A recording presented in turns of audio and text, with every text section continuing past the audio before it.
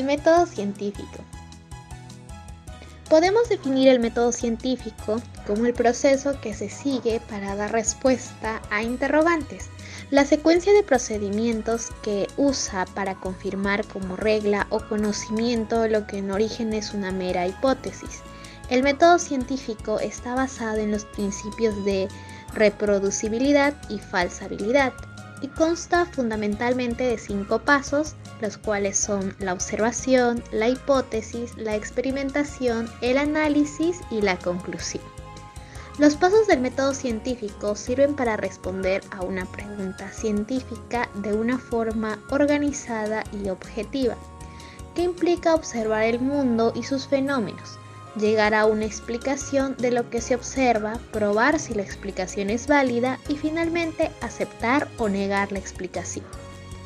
La observación es el análisis sensorial sobre algo, una cosa, un hecho, un fenómeno que despierta curiosidad. Conviene que la observación sea detenida, concisa y numerosa. No en vano es el punto de partida del método y de ella depende en buena medida el éxito del proceso.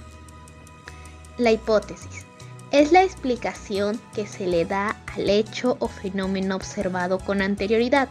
Puede haber varias hipótesis para una misma cosa o acontecimiento, y estas no han de ser tomadas nunca como verdaderas, sino que serán sometidas a experimentos posteriores para confirmar su veracidad.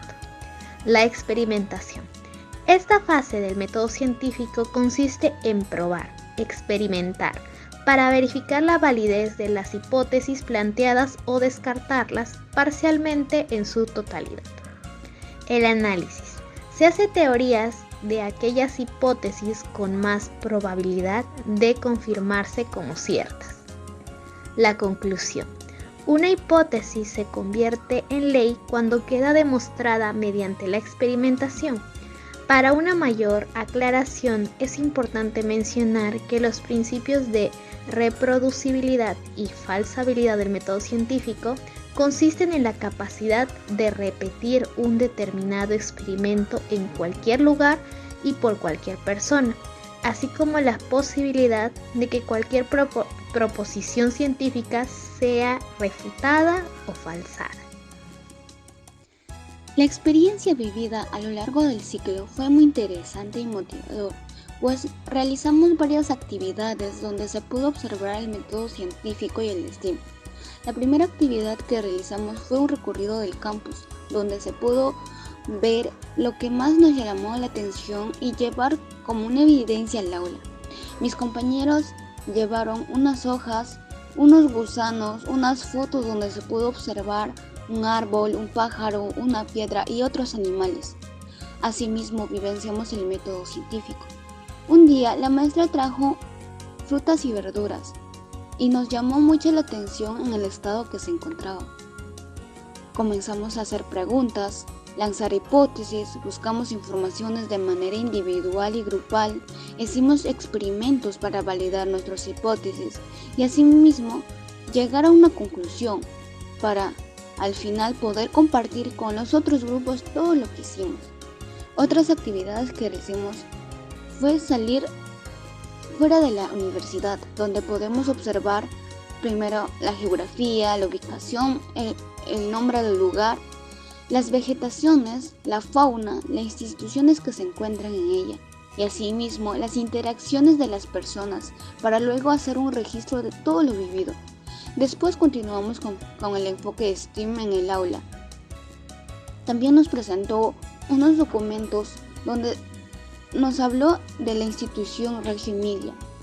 Para poder vivenciar mejor de lo que trataba este documento, fuimos de visita al colegio de Aleph, que también es una experiencia vivida demasiado interesante e importante para nuestra formación profesional, ya que habla mucho de la autonomía de los estudiantes. Y asimismo ver que los estudiantes es un ser especial y capaz de hacer cualquier cosa. Lo que nos llevamos de este curso es que podemos aprender mucho desde la enseñanza de la maestra al registrar los datos, realizando las diferentes actividades, donde nos permitió vivir experiencias de manera activa, desarrollando varias competencias y habilidades. teniendo en cuenta que el error es parte del aprendizaje, que el aprendizaje del estudiante es mucho mejor cuando es vivenciado. Todo ello permite al estudiante generar ideas, curiosidades, pensamientos, conflictos, problematizaciones y ver su realidad, el contexto o el entorno donde vive. En conclusión, nos llevamos el aprendizaje sobre el método científico y del STEAM. Y lo principal es que el estudiante es el protagonista principal del aprendizaje.